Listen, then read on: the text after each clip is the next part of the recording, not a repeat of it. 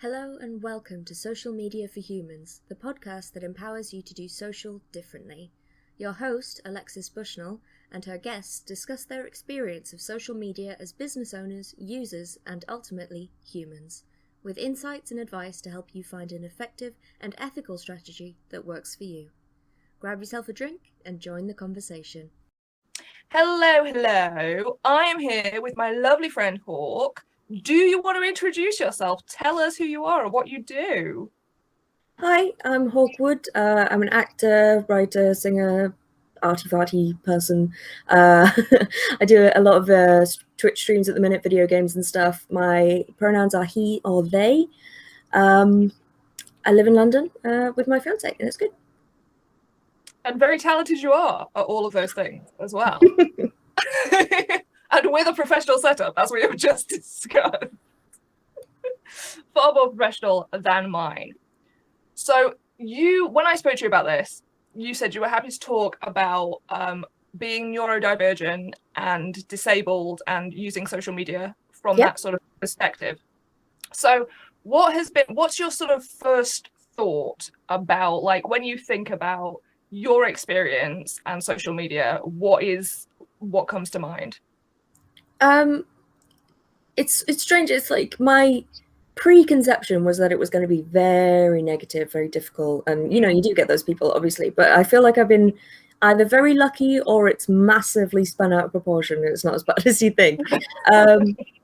So yeah, I feel like genuinely social media and internet connectivity has been a lifeline for me. It's been so much more successful than kind of meeting people in real life.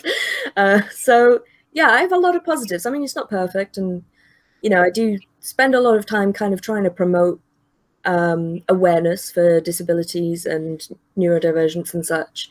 But on the whole, especially my little like kind of left-wing corner of Twitter and stuff, it's been a really good experience, and I met some really nice people that I otherwise never would have. So yeah. That's really good, because actually I have had the same situation, is that my experience of social media by and large has been really lovely people. And it's that weird thing of, like, you see everywhere all these people complaining about how awful Twitter is in places. Yeah. And I do think, like, it is more noticeable. I think people remember more when someone says something mean. Oh, definitely. And especially if you've got quite like 10, 15, maybe more people coming at you at the same time. I think it drowns out all the good stuff you have going on. So I do think it's easy for it to feel like it's awful. Yeah. Even if in sort of percentage terms, you're actually having a lot of more good conversations than you are. Definitely. I mean, I'm the kind of person that catastrophizes everything. So, I'm trying to deal with it now, but a few years ago, if I was waiting for a bus and it was a minute late, that would be my whole day ruined. I'd have to go home and like scream and cry and pull my hair out, literally, because I just couldn't deal with that. So obviously, if anyone says anything remotely even like neutral on Twitter, I'm like, my life is over. I need to leave.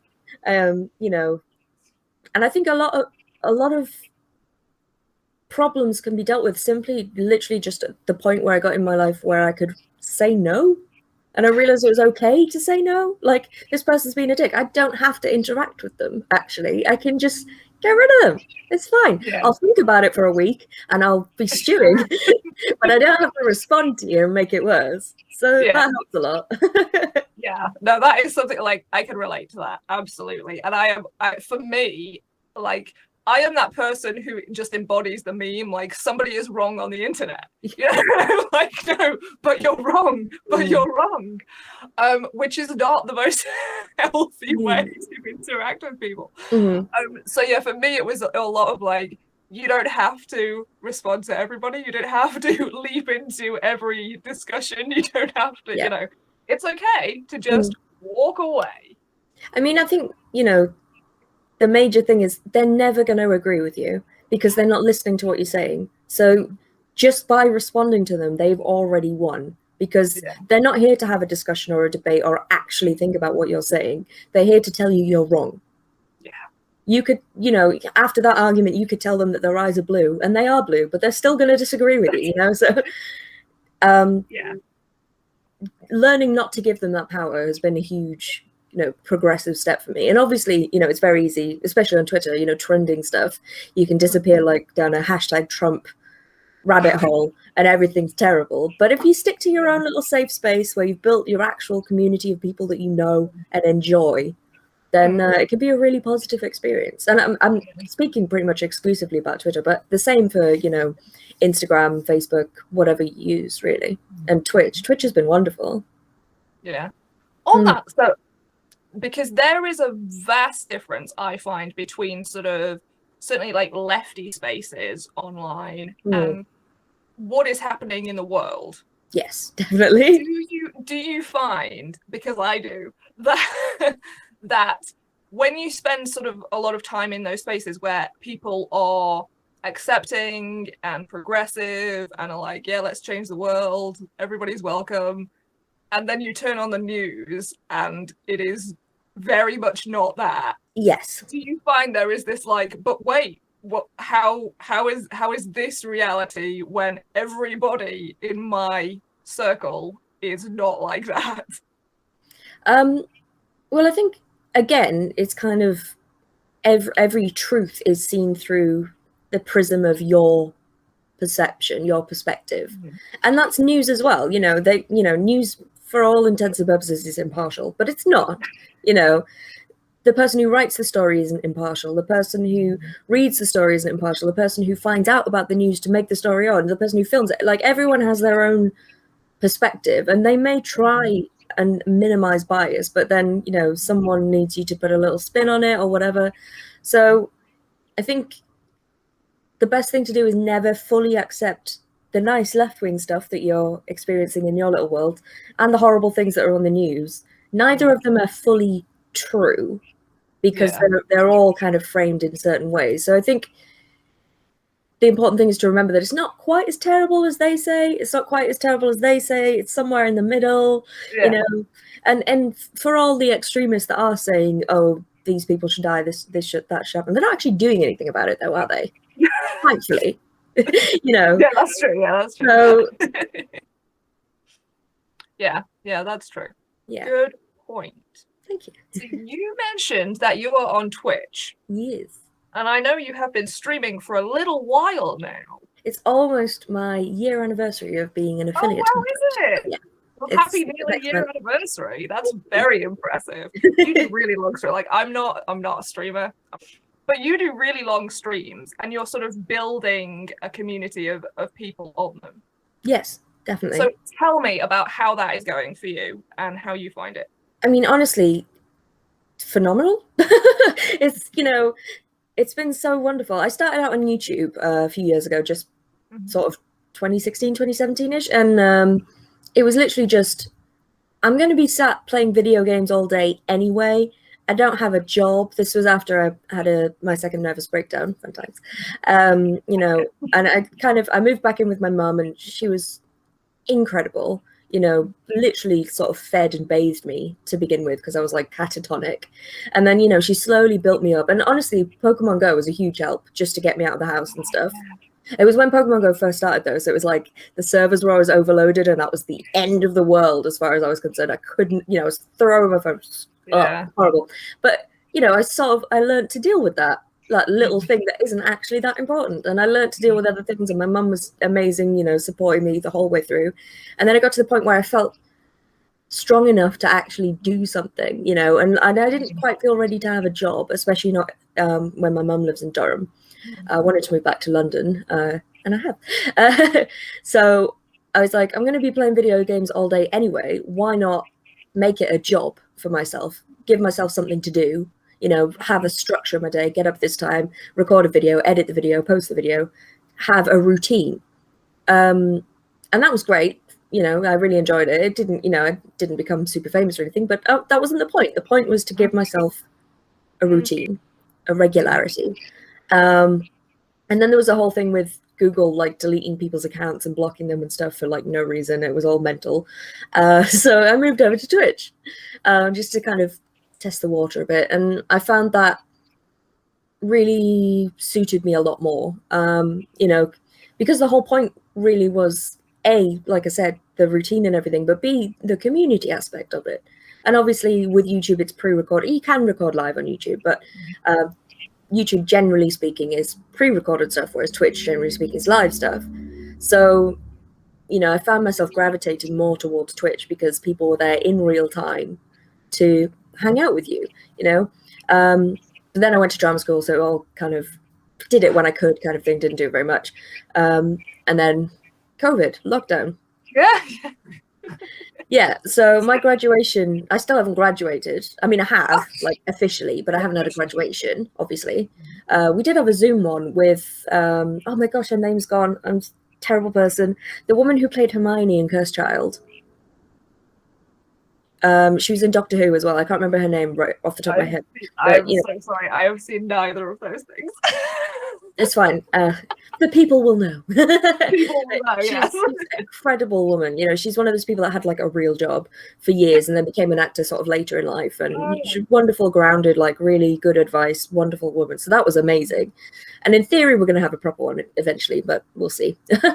So, you know, that kind of happened. It was like, I was going to have my final production at drama school and everyone was going to come see it. My parents were going to come down and, you know, all that kind of thing. And then do the big graduation. And it was just like, no, we're not going to do that now. You know, you've got your part for the play, but it's never going to happen now. On your way, bye. So that was a really weird kind of non-ending, you know. Yeah. And I was still in London and, you know, still had a few months before I graduated, but uni was over for all intents and purposes. So I started on Twitch again, just kind of because I didn't have anyone. You know, I lived on my own. Like one of my flatmates moved out to go back to his parents for lockdown, and the other one, you know, obviously we were trying not to interact too much and stuff because it was early days. I didn't really know what was going on and everything. So even though I was technically lived with someone, I was on my own. So it was literally just so I didn't get lonely, you know. And then I thought, well, I can't be the only person in this position. You know, so I sort of messaged all my friends and said, like, I know this is coming across like I'm trying to promote myself or whatever, but genuinely, you know, if you just want to hang out, this is what I'm doing. We can play games together, we can chat and stuff, you know, and keep each other company, but don't feel any pressure. It's fine if you don't want to do it and stuff like that. And a few people were like, yeah, cool, let's do it. So they became kind of my core audience. And then over time, more people, you know, from people I don't actually know, which is crazy, you know, started coming in regularly. And they're kind of like my online people, friends. So I have kind of built this community over the year. And we just hang out. I play the games, obviously.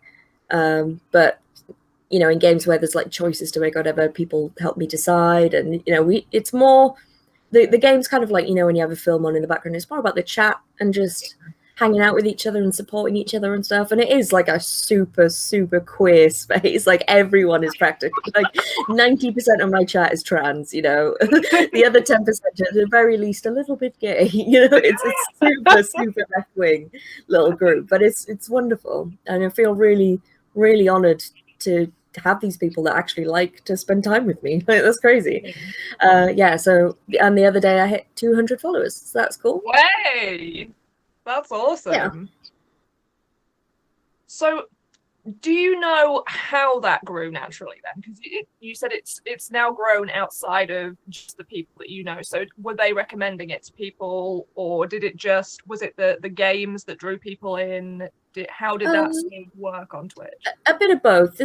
On Twitch you can do like tags. It's kind of like hashtags on Twitter and stuff, where, you know, the automatic ones come up. Oh, you're playing this game. It's a first-person shooter. It's a whatever. But you can also tag for LGBT, which is really nice. So I always have that tag on. So a few people just search that and come up. Yes, occasionally it is, oh my god, I haven't seen this game in ages, or I wanted to see someone play this, and things like that. But a lot of it is, yes, that my friends recommending me to people, and also Twitch have a really nice little system called raiding. I don't know if you're familiar. It sounds horrendous, but it's actually brilliant. It's basically like, okay, I'm done streaming now, but so you guys aren't just like out in the wilderness on your own, I'm going to take you over to this person's channel because they're really cool. So then, you know, the whole group that are watching you migrated over to this other streamer, and then they get like a nice little boost of, oh, new people, you know, yeah. So that's how that works. Yeah, it's really cool. And it's amazing, you know, you're just kind of hanging out playing it, and then suddenly so-and-so has rated you with 42 viewers, and you're like, what the? It's amazing. So things like that have been a huge boost. You know, you rate each other, and then you go, oh, actually, I've been forced to watch this person effectively, but actually, they're really cool. I might follow them as well and come hang out here when the person A isn't available. So it's a lot of that as well. So it's just kind of the community of streamers that support each other and rate each other for views, and then the community of viewers who also then go, oh, this person's really cool, I'm going to invite my partner to watch, or my friend, or whatever. So yeah, it's just kind of tendrils out. I have a lot of people in Germany that watch me for some reason, which is really cool. Yeah. Interesting. That it sounds like, because I don't know a lot of Twitch. Twitch is not my thing, but it sounds a lot like it's been essentially designed around that community sort of field. It's been designed specifically for that, versus certainly like YouTube is not so much of that. There's not that sort of community. It's not easy to send people to other channels. And things like that. So that is a really nice way to sort of it's really lovely, especially if you know, every now and then if I'm not streaming yet, I'll go on Twitch and I'll search a game I like and then go, oh, this person doesn't have any viewers, let's go check them out, you know. And then if you see someone that you actually like, oh, this person's really new but they're really nice, so I'll raid you next time or give you a shout out on my channel and stuff. So yeah, it is very community based. That's nice. It's nice. That's especially because it's relatively new. Speaking sort of from in the time zones of the internet. Yeah. So it is nice that somebody has designed that with that in mind, and not just with cash and stuff. Obviously, it benefits Twitch if people stay on their platform. Oh yeah, for sure. But it is nice that they have built that in. Mm-hmm. So has that sort of community grown as well outside of Twitch, or is it or like the people who are on Twitch with you, is that basically where they hang out, or are they also then following you on social media elsewhere? Yeah, they do follow me elsewhere as well, Instagram, Twitter, and all that kind of thing. And also Discord. Discord is a huge aspect of Twitch, which I did not get for a very long time. I was like, I'm on Discord, but I don't know what's happening. Everything's flashing away. I don't like it. But, you know, people kept coming in and being like, oh, have you got a Discord? And I'm like, no, I don't. I'm a bit scared. But I eventually gave in. I've got a Discord now. And that's kind of like a WhatsApp group chat kind of thing. But obviously you don't have to hand out your phone number. It's just whoever can come join, and mine's set up so you have to like accept the rules to say you're not going to be an arse basically before you come in, and you can set your pronouns and stuff. It's really nice. And there's different, they're called channels, there's basically different categories for topics, kind of like a live message board, like an old kind of message board forum but instant. So yeah, that's really nice. And obviously everyone in there can then, you know, go on this page and go, oh, this person has Instagram and Twitter and stuff as well. So yeah, definitely. I think the core still is like mostly just Twitch, but I've certainly gained quite a few followers and things on other platforms. That's interesting. Yeah, because I know like a lot of creators generally who they use Discord as like a Patreon benefit and things like that. And my response to Discord is exactly what your first response was. Like, I hate this. I can't work it. What is going on? It makes no sense. So I have not got on the Discord train. But it seems to be really popular, and it does make me wonder if this is sort of part of the shift to more sort of private social media. Yeah, I think so. It's more based on like group chats and private areas, which makes my job somewhat more difficult. Yes. But it's nice because it focuses on that community vibe. There's less sort of corporate influence. Yeah. Less, obviously not none, but less, which is nice. So if your sort of community on Discord then, Mm-hmm. Are the conversations around what's been going on during the stream, or is it just like, is it a free for all? Is it you Oh, can? it's an absolute free for all. Yeah, I mean, like I said, there's different channels, so I've split it kind of. I don't want to go too into it because if there's like a million different subfolders and things, you're like, I don't know. So there's like a general chat where you can just say whatever you want. You can comment on the stream. You can talk about your day, whatever you like, you know. And then I've got like a pictures channel, and Twitch does this thing called clips as well, where like if something really funny happens or whatever, you can go and clip it because Twitch streams only last for a fortnight, and then they're just kind of yeeted into the void and never seen again. But if there's something really particular that you want to keep, you can clip that particular moment, and that's there forever. So there's a channel on my Discord as well to list all of those, and obviously other people are welcome to put their clips in there as well. So yeah, it's kind of just whatever. It's I think the idea is kind of it's an expansion of Twitch for people to talk about other things than just the stream and actually be themselves and be, fully fledged people rather than just Twitch commenters, Yeah. That is something that I think is important, because I do think that a lot of the problem with the traditional social media platforms, if you like, is that people don't see beyond just that username and that tweet or that comment or that whatever. There's this huge disconnect between like that there is somebody behind that username, and that might be a really awful, horrific comment, but maybe they're having a really, really bad day and somebody, like something awful has happened. And there is a lot, that is, for me, I think a lot of the problem. Yeah, definitely. That sort of forgetting that all of those people, well, okay, not all of those people, bots, but, generally speaking, they are actually people. So it's nice to have that sort of ability to connect with people in a more whole way, if you like. Absolutely, yeah. Get to know them like that. Do you find that makes Twitch and Discord more friendly, I guess, or less aggressive, maybe? Yeah, I think so. I mean, I think social media falls into this amazing kind of gap in the middle of being like, oh, it's social media, you're interacting with people, but you're not. You're interacting with, like you say, that username or whatever.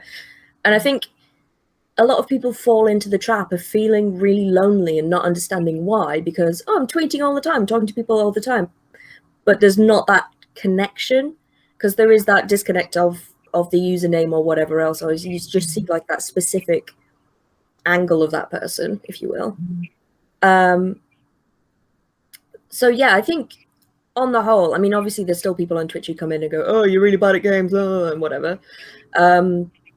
But you can, same as anything else, you can block them or whatever.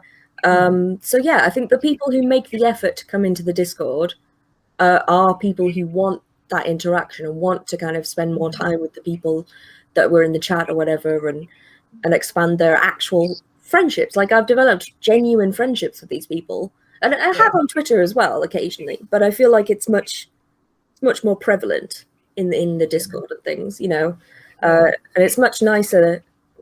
Like, I really like to learn people's names if they drop into my chat all the time, rather than just their usernames, because it's really nice just to hear someone go, oh, hey, Hawke, how are you? And you're like, oh, I'm good, really. I mean, my username's the Hawke Wood, so it doesn't take a genius. But, but it's really nice to have that live interaction with people. Yeah.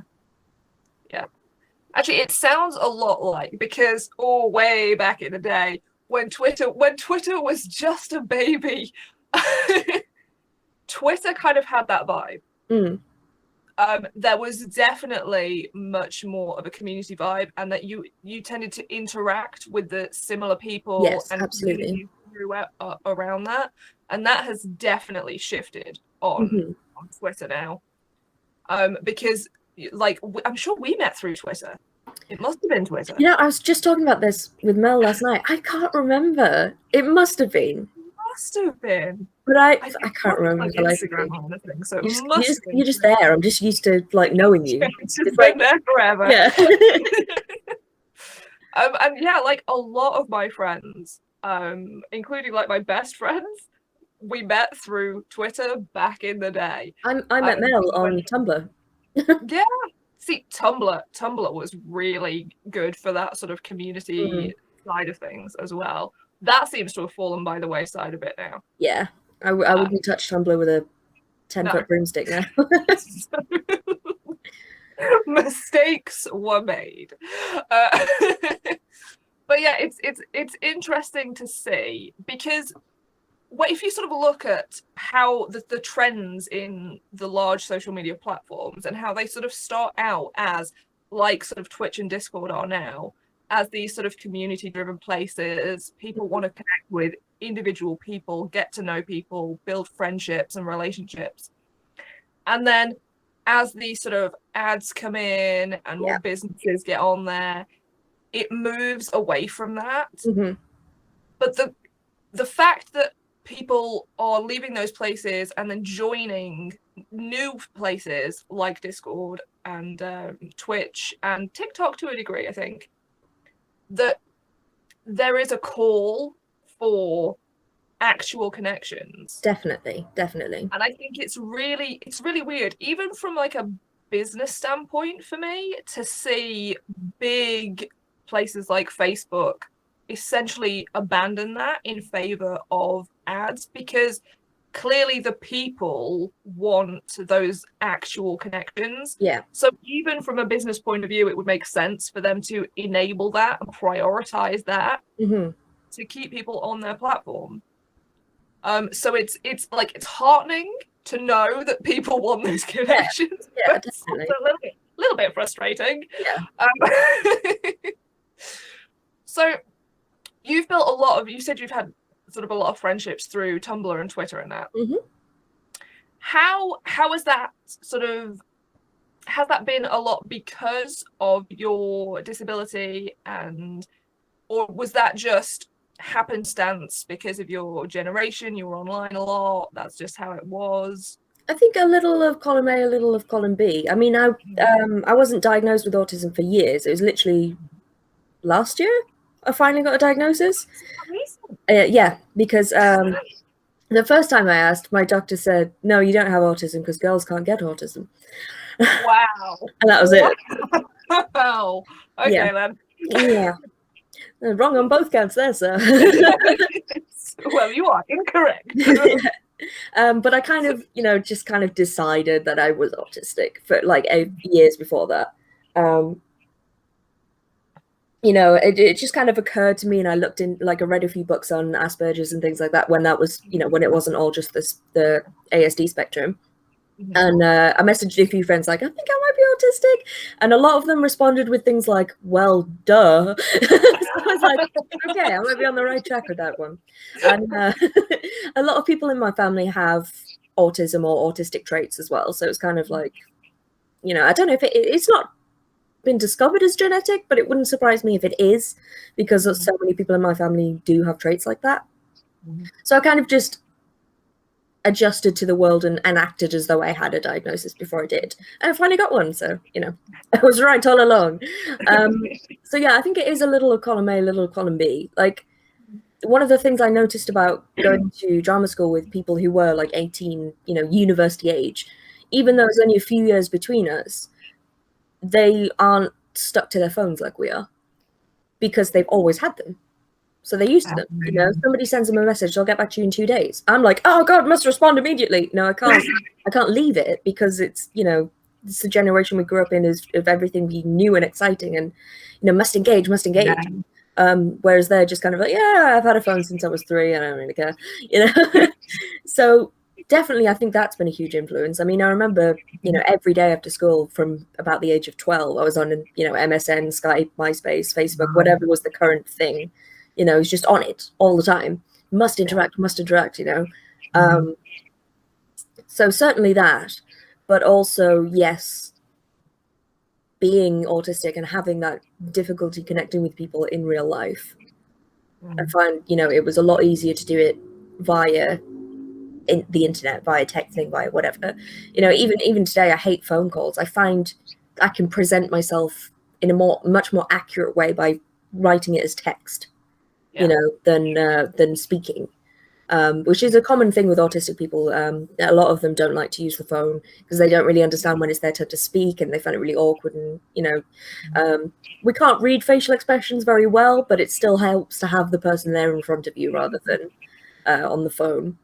So certainly that as well has helped a lot. And I think, even people who aren't neurodivergent, people who are just kind of awkward or a little bit shy or whatever, having that first impression be the thing that you present online is a lot easier for people to kind of go, okay, I'm going to give this person a chance and interact with them, rather than just go, okay, this person's a bit weird, I'm going to go somewhere else. Because maybe they're not weird, maybe they're just shy or awkward, or they thought it would be funny and then it turned out to be like really inappropriate thing to say, Because I have a terrible sense of humor where I'll say something and everyone will be like, oh, and I was like, oh, I thought it was, I've just really insulted this person. I was just trying to be funny. I'm so sorry. I do that all the time.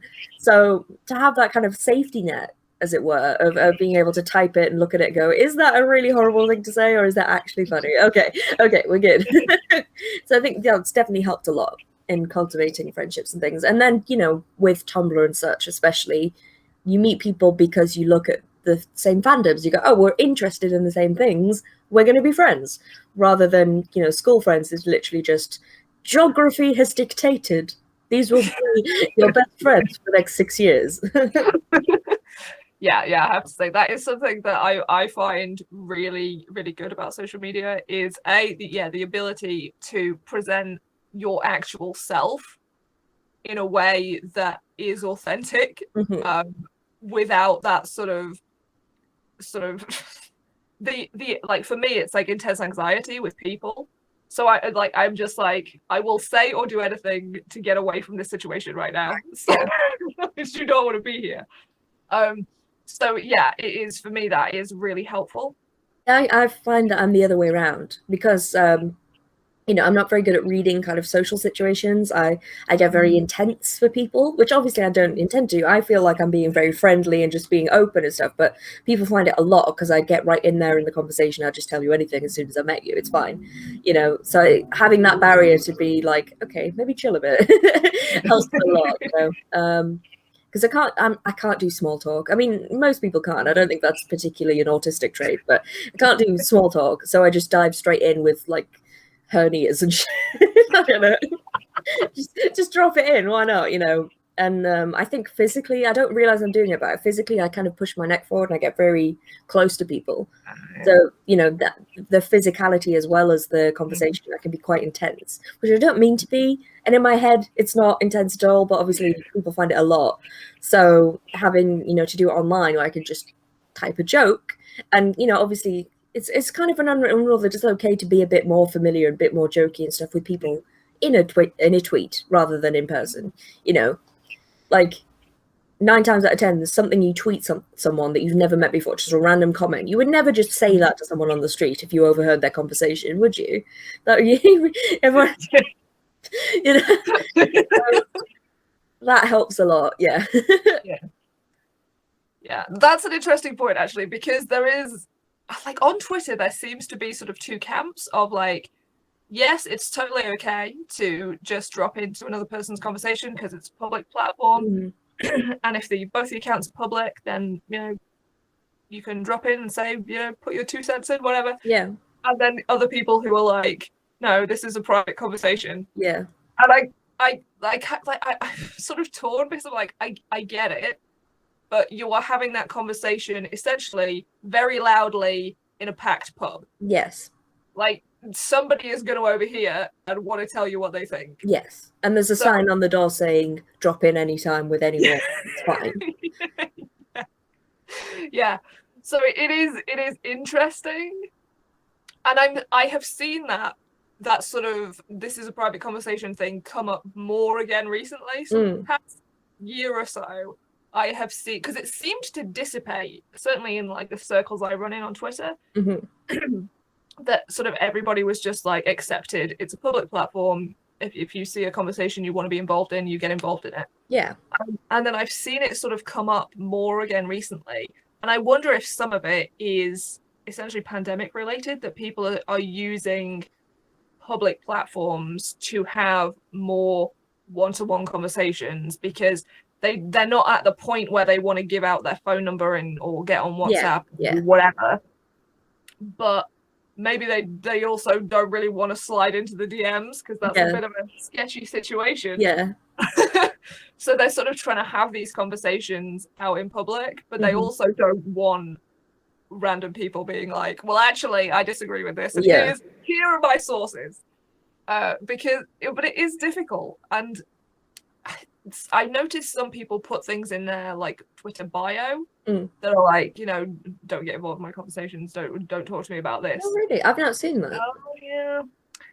And I can understand why, because if that's how you want to use Twitter, but it assumes that you're going to read the bio before you comment. Yeah, exactly. Go and read the bio when you see the tweet and then come back and not respond. And that ain't happening. I just don't think I don't think that's how people are using Twitter. No. You know? I really don't. I don't think they're even using the hover cards, but you know, like I'll just have a quick look. So it is. Twitter is a weird place. It is a weird place. And yeah, it's. I will say they are trying for Twitter. Yes, they are trying. Bless them.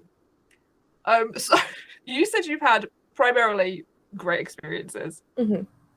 So Twitter is okay, I will rephrase this. A lot of the other sort of trans people that I know and follow have a not good time on Twitter. That tends to be where they get the most shit, basically. Yeah. So what do you know, like, why you have not had that? Do you know, like, what is happening there? what is that? What is going on? I think, sadly, the reason I don't get it is because people see me and read girl. It's as simple as that. Nobody's going into the bios, like you said, and seeing the pronouns or anything like that. So people just go, oh, that's a girl. So I think, you know, it's a double-edged sword, because obviously every time someone does that, I'm like, oh, God, it hurts. But it does mean that I escape a lot of that kind of stuff. You know, especially with non-binary, kind of, a lot of people are still kind of on the camp of it's not really a thing. So a lot of people just assume girl, read girl, and I skate through that way. And even if people do see non-binary, they just kind of go, oh, it's not really a thing, you're a girl. Whereas if I was a trans man, or you know, like fully male to female or female to male, like the binary version, I think I would get a lot more flack. Yeah, maybe. Yeah. Is there anything that you think, because like I say, Twitter is trying. They are clearly listening to users now. What do you think would improve, like, the Twitter experience for people generally? I mean, it's a hard one because, you know, short of literally like pre-approving posts and things like that, there's not really a lot you can do, because it's not the platform that's the problem, it's the people using it, you know. I mean, obviously there are always improvements that the platform itself can make to make things more accessible, make them more user-friendly, make them more blah blah blah, but you know, at the end of the day, short of saying only left-wing people can use this, or only people, you know, there's a quiz at the beginning when you sign up, and if you tick them off, you're not allowed on, you know, short of doing something like that, I don't think there's anything really you can do. And I think, you know, even if, you know, in 15 years or so, when trans people are completely normal and, you know, most people don't really raise an an eyebrow even, much like sort of being gay now is, you know, there's still a few people who are like, oh, gay is wrong, but on the whole, it's accepted. So obviously in the next 10, 15 years, it's going to be the same with trans people, I reckon. So when that happens, there's going to be a new issue. It's not gay anymore. It's not trans anymore. It's the next thing. You know, people are never going to just settle down and agree. So there's not really a lot you can do, because everyone, you know, there's always going to be someone who wants an argument and is going to have an argument. So short of literally just like blocking everyone who disagrees with you, there's not really, I don't think there's anything really proactive they can do other than just keep making these minor little tweaks as they are. You know, Yeah. I mean, it's not perfect, and obviously individual staff members all have different thoughts and opinions about things, but I think on the whole, they are doing their best, really, the best they can do. I'm not even a massive like Twitter fan, but I think on the whole, like I say, it's kind of it's the best you can do in the situation. Yeah. Yeah, no, I agree. I think a lot of it is like you say, that the people are as usual, it's the people. So yeah, I think they've sort of changed their like review process and stuff like that. I believe they have sped that up now. But I know there has been improvements, but there has also been like a lot of people sort of clamor for the changes at a platform level. And I can understand, especially sort of bigger names and celebrities, because it's different. It's just as difficult for individuals, but for normal people, Yeah, who are getting like 5, 10, non-verified. yeah, like 50 sort of replies, which are like, you're awful, you're wrong, you don't exist, whatever. But it's easier to deal with, I think, than if your replies are suddenly flooded with tens of thousands. Yeah, it's very difficult to sort of wade through that and just be like, what is happening here? Yeah.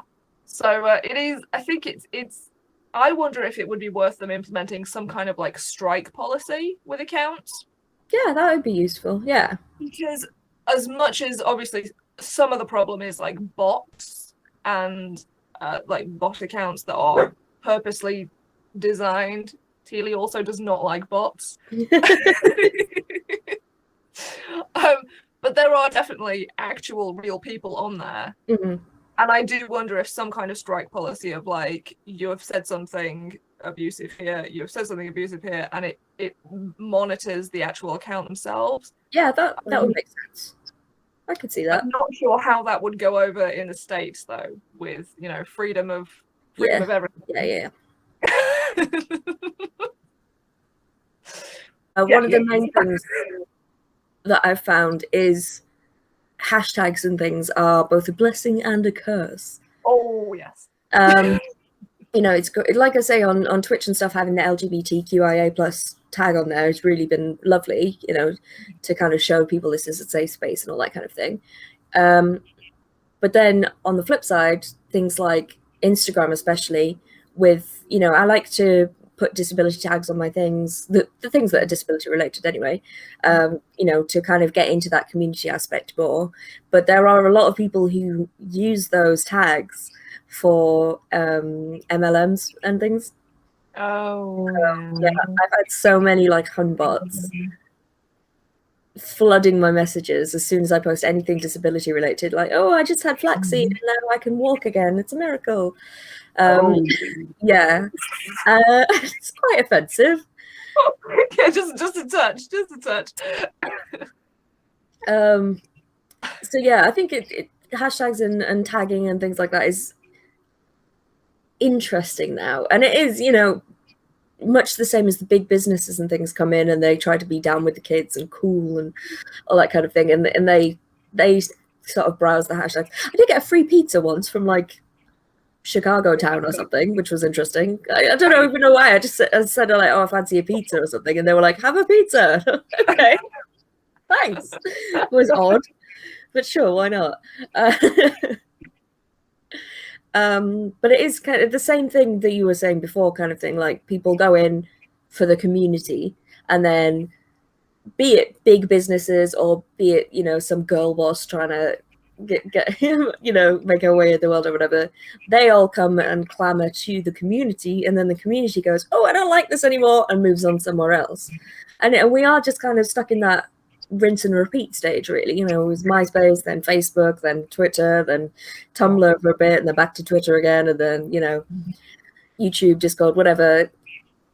And it is sad, I think, that people do. I mean, in the same way we did with TV. People watch TV, and then there were too many adverts, so we moved to Netflix, and YouTube, and then YouTube got a load of ads, so we moved away from that as well.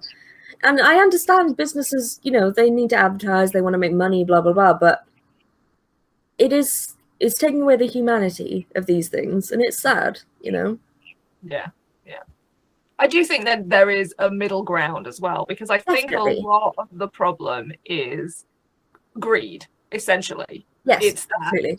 that right, we can put ads in here and we can put ads in there, and here's this strategy for you to get to these people who might want to buy from you.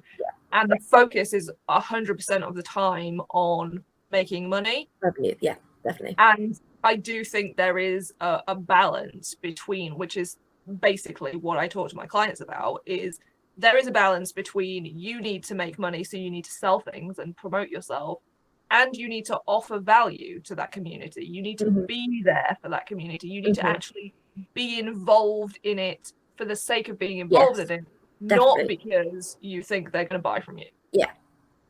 There is, like, the two can coexist, but you can't just drop your promotion and go, buy from me. I love this community. Yeah.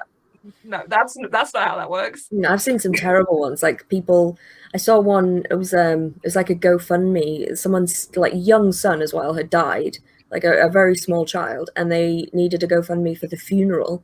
And someone popped in and was like, "Hey, deals on this." You're just like, "No, oh wow, it's terrible." But, as a consumer, I'm happy to watch ads. I'm happy to interact with people who are trying to promote their business, especially smaller individual people. But even the bigger ones, every once in a while, I understand that's just kind of part of the game, and that's fine. I'm okay with that. Like watching ads on Channel 4 or whatever, it's part of the process. They need to pay for the channel, so you watch the adverts. That's fine. But it's when it's just a deluge of promoted tweet, sponsored this, sponsored that. It's like, but where's the people? Like, there has to be a balance between the advertising side of it and the actual thing I'm here for. You can't just overtake one. I'm not just going to sit there and browse through ads forever. Yeah. And I think, it does get overtaken by greed, and they're messing their own product up by over advertising it, so people leave the platform and then they don't see the adverts at all, rather than once a day or once a week. It goes to zero. You're defeating yourself. Yeah, definitely. No, I do. I agree. It is very frustrating for me, especially when it's like a platform that because I used to be mad for Twitter. Like, Twitter was my favorite. Oh, me too. And then Twitter just got not. It was just basically 100% of, here's my last blog post. Did you see my latest video? Here's this sponsored post. Here's a sponsored tweet. And I was just like, wow, okay. I now, since talking about disability more, constantly get adverts for yoga. I'm not gonna lie, I am that person who's like, yoga changed my life, but also not gonna tell you that it cures chronic illness. Right? Like, I'm in a wheelchair. I don't want to do yoga. Yeah. It's like, let people find their own way. Yeah. It's not for everybody. People are gonna find their own way. It's just ridiculous. I mean, I like yoga as well. I did, when I could actually do that kind of thing. I enjoyed it. It wasn't my favorite thing in the whole world, and I didn't go around telling everyone else to do it. But, just the irony of like, oh, this person's disabled, so we're going to give them a load of health ads that involve running and working out, and that's going to help. Yeah, thanks. Yeah. I think that really ties into like the ableism in society, though, and this attitude of, you're disabled, so you must not have done something, or you must be doing something wrong. There must be something you personally can do to fix it. It's like, that is not, no. I mean, sadly, that's still how we feel about wealth, Yeah. Poor person. Oh, it's your fault that you're poor. You must have done something wrong. You didn't save hard enough because you went on that holiday 5 years ago.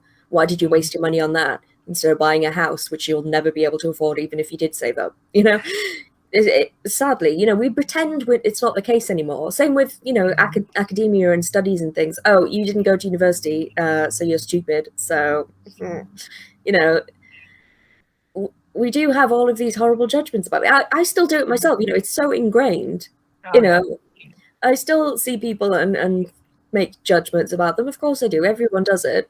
But, you know, it's about being aware of that. Even if you don't, you know, it's not going to fix itself overnight, and that's fine. That's okay. And I say the same thing with people who get my pronouns wrong. You know, the important thing is that you make the effort. The important thing is that you respect me and listen to what I'm saying and make the effort to do that.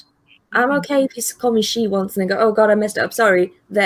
Fine. It's the people who are ignorant and refuse to do it are the problem. You know, and I think some people are so scared of getting it wrong, and if they do, they just freeze up and they don't correct it because they're like, maybe nobody noticed. We definitely noticed. But it's okay. Yeah. And I think actually on that note as well, on social media, I find that I am going to call out the vegan community for this, like I am, that the people who are trying and mess up get so much more abuse than the people who aren't even trying. And it is just endlessly frustrating to me that somebody says, oh, I'm vegan, but man, I had a really bad day and I just had to go and buy this dairy chocolate bar, and it was just nostalgia, and I feel awful, but also it made me feel better and I can cope a bit better now. And just people just descend on them. And I think there are how many billion people out there who aren't even, they're not just like thinking about it, but like they're not even thinking about it. They don't care, they're not interested. And it's a much easier target because you know you can make an impact because that person already cares. Yeah.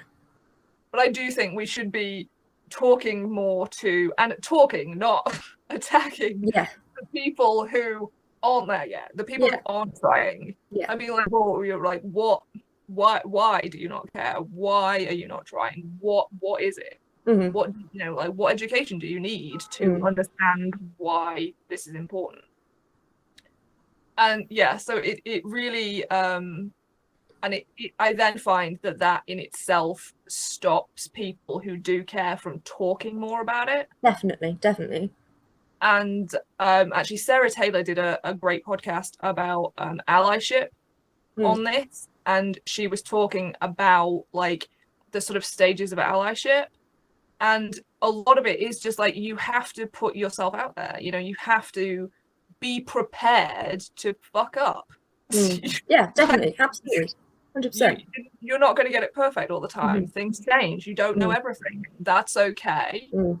But you have to be willing to try and actually put yourself out there and go like, and if you do fuck up, go, God, I'm really sorry. That won't happen again, or that just did that. Brain slip, whatever. And you know, on the flip side, thorny topic, but cancel culture. No, we have to forgive. You know, I did some terrible things when I was a teenager. I used every, you know, slur, horrible word at least once in my life. Of course I did, because I didn't know any better. Now I do, and that's okay. You know, as someone on an outside perspective, someone go, oh, I might, you know, look into being a vegan. They see that comment of this person who's had a chocolate bar and the deluge of, I've said deluge a lot today, of comments, you know, telling them they're the scum of the earth and they should die and all this kind of thing. And then they're going to go, no, never mind. I'm not going to bother with that. Yeah. You know? Yeah. You know, obviously there are certain things where you're like, that is unforgivable. You know, you're like, I killed 36 people last year, but I'm trying really hard not to do that now. Oh, okay, that's fine. You know, but on the whole, most things, just allow people to make mistakes, because we're all human and we're all obviously making mistakes all the time. And, you know, things like language we use, you know, it's okay to call someone black now. But, you know, 20 years ago, it was a different word. And in 20 years' time, black might not be appropriate anymore. So what are we going to do? Go through all these tweets and be like, oh, you called this person black 20 years ago, so you're cancelled. You know, everyone, you have to move with the times and forgive and allow people to be ignorant. You know, I always say, especially for people who have questions about my transness or anything like that, ignorance is never insulting. Because you don't know, and that's okay. You know, I don't know everything. Nobody does. It's okay to ask me questions if they're genuine questions, if they're genuine searches for information and knowledge, then fine. If, you know, obviously there's a difference between questions you ask, like what kind of genitals I have and things. That's just, no. I mean, some people do ask that from a genuine place of ignorance, and you go, that's actually not okay to ask. And they go, oh, sorry, yeah, of course it isn't. I didn't think of that. And that's fine, but, you know. So I always say, if you have questions for me, please ask them. If it's something you're unsure about, I'd rather we have this conversation, even if it does cover topics that are maybe generally speaking not appropriate to have conversations about. But I'll have that conversation with you once so you know better for next time. And I don't understand this concept of like, oh, this person genuinely didn't know something, so now we hate them forever. Yeah, no, I agree. And I think the other thing is, like, for me, it's very much like, what do I want the world to look like? Well, I want everybody to be accepting and understanding and compassionate. Is totally writing somebody off because they said a bad thing gonna get us there? Like, no, they're just gonna double down and be like, everybody hates me, everything's awful, I might as well just continue doing what I'm doing. And like, all my hands up, I used to be an anti-feminist. That was me back in the day. And I said some pretty awful things about trans people, and I had some pretty awful views about women's rights, and I'm a cis woman. So like, people change, and it's okay. And a lot of the reason that I have grown more progressive, really progressive, is because people were willing to have those conversations with me. Absolutely, willing to be like, well, why do you feel this way? What is going on here? What about this person? And I think that's another thing, is those individual stories. A lot of people go in with, and I'm guilty of this as well, go in with sort of the stats and the sort of facts and figures and news articles. And what people mostly really need is to realize that there are real people for who this affects, and an individual story of somebody who they can then relate to and be like, wow, that sounds really awful that you're having to go through that. That's not okay. And this sort of attitude of you said the wrong thing, you sent 3 awful tweets, you are, nobody should ever associate with you ever again, is a real issue, because it doesn't allow for learning or growth or personal improvement or anything.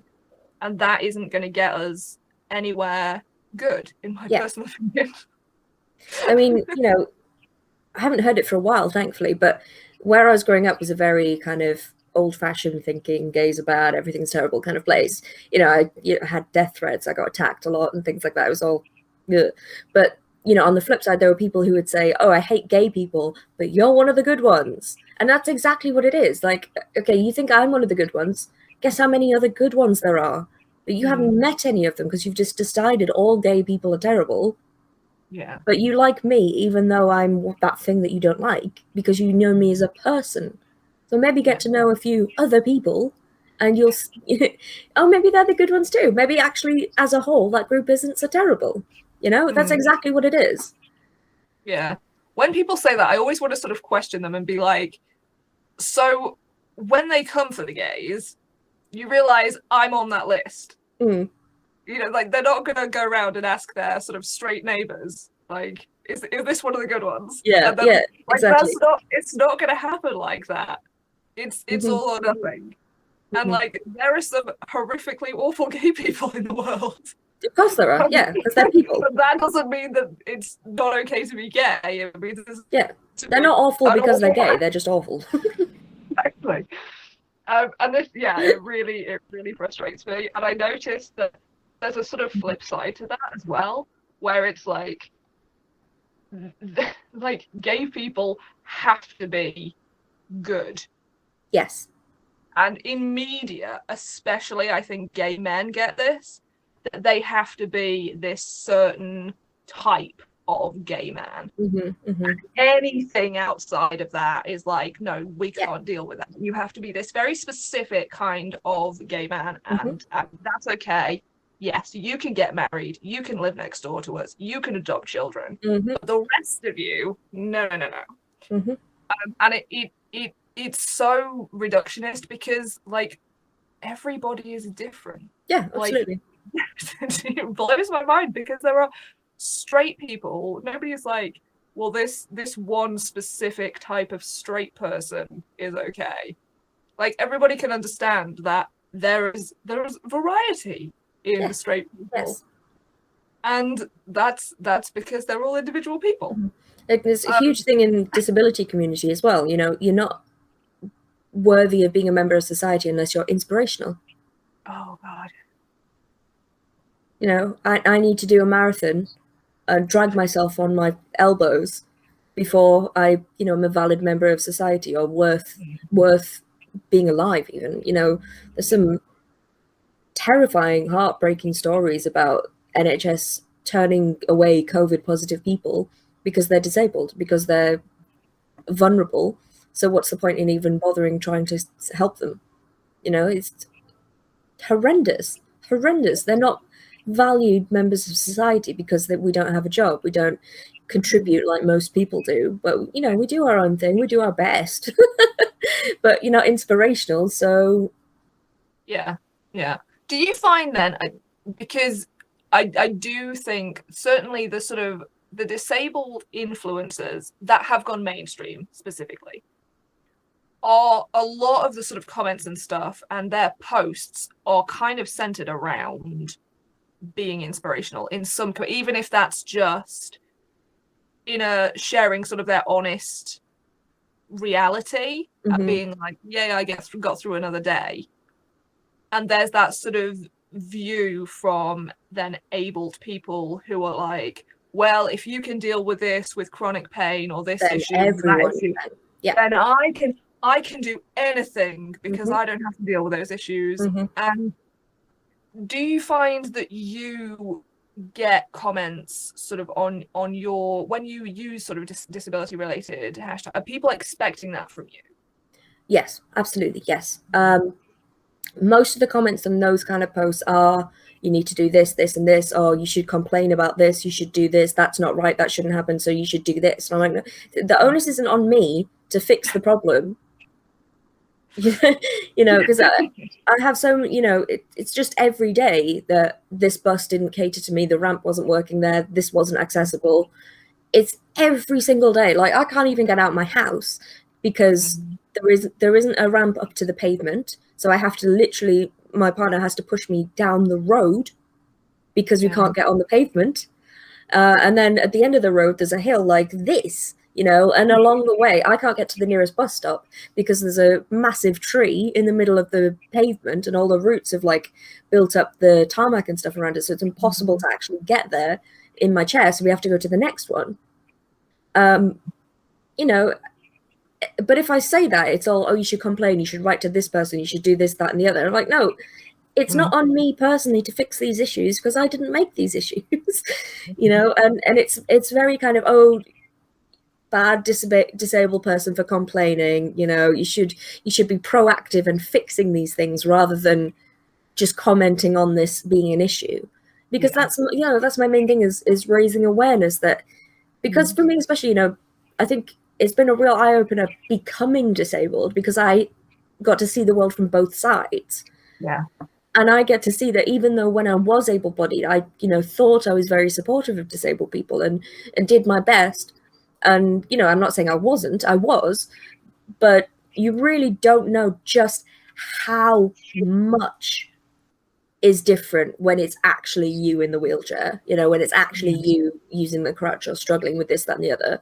You know, it's so much more than able-bodied people realize, and me myself as well. I'm not, you know, this isn't a criticism on able-bodied people because it's just impossible to know.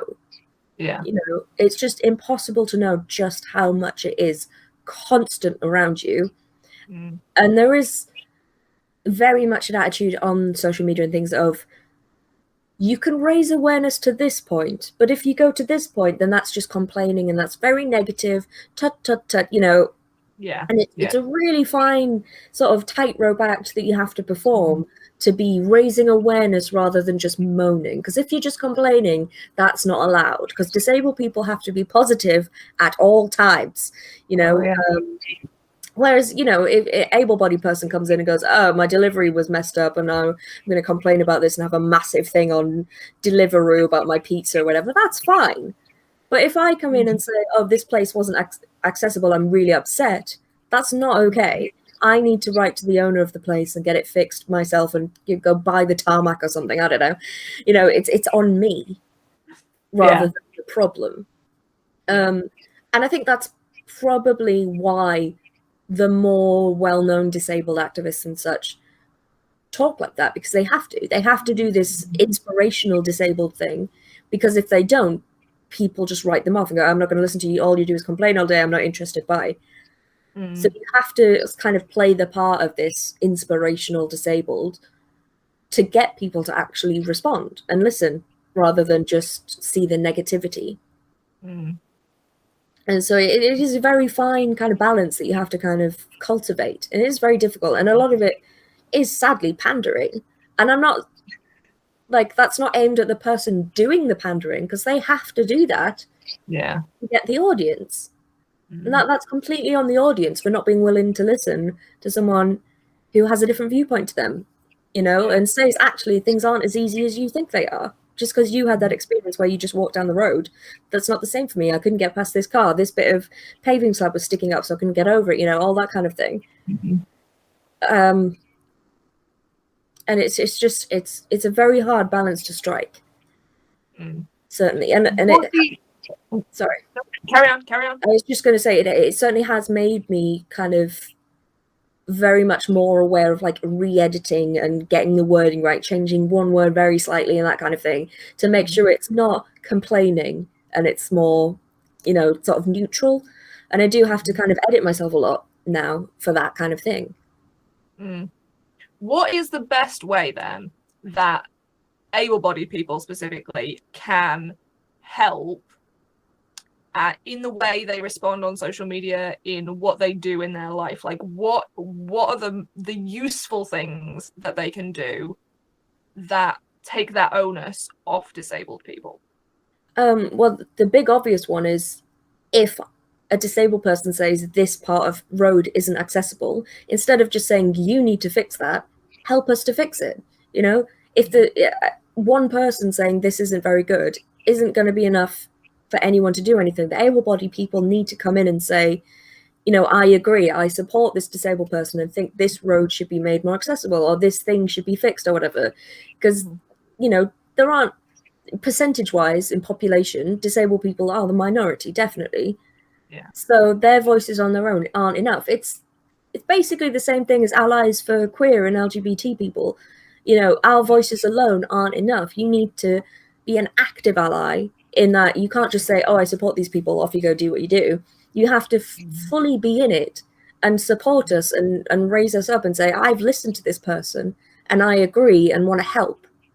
You know, it's so the comment, like, they are helpful in terms of practicality, like you need to complain to this person. I know that. But just making me do all the work isn't going to do anything, because it's just one voice.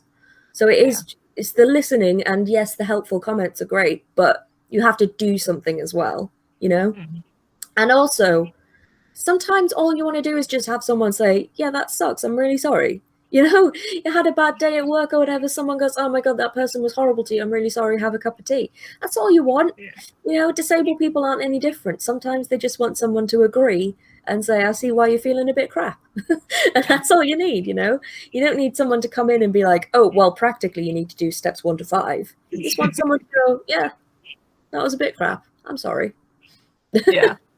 That's something I talk about a lot, actually, with like mental health and mental illness. So many people, like, I don't know what to say when you're struggling and when you're feeling like this.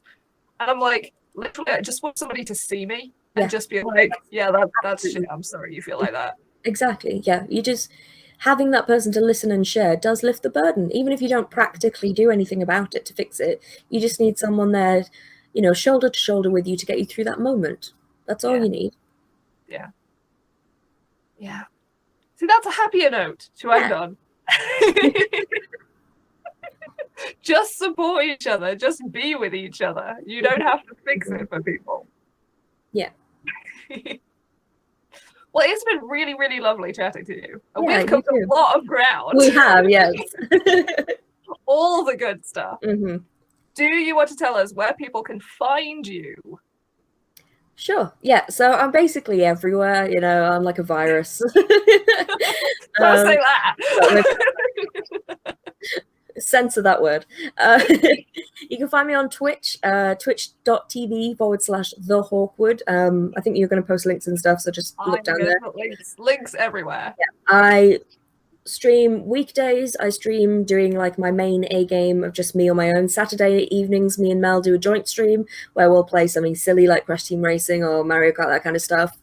Sundays I do a group stream with my good friend DJ, which is twitch.tv/DJ Nerd, but instead of an E in nerd, it's 2 R's. So Nerd. He's a lovely guy. So that's every Sunday at 3 p.m. We do a group stream of like tabletop board games and stuff like that. So if that's your bag, please come hang out with us. It's a lot of fun. You can also find me Instagram, Twitter, Facebook. I'm on all of those. So yeah, come say hi to me. Very good. Yes, I will put all of the links and all the information and everything in everywhere. Show notes, bio, wherever I'm posting it, basically. Wonderful. If you want more regular reminders to find your own way to use social media, follow Alexis on your social platform of choice. All the links will be in the show notes. Until next time, be a human.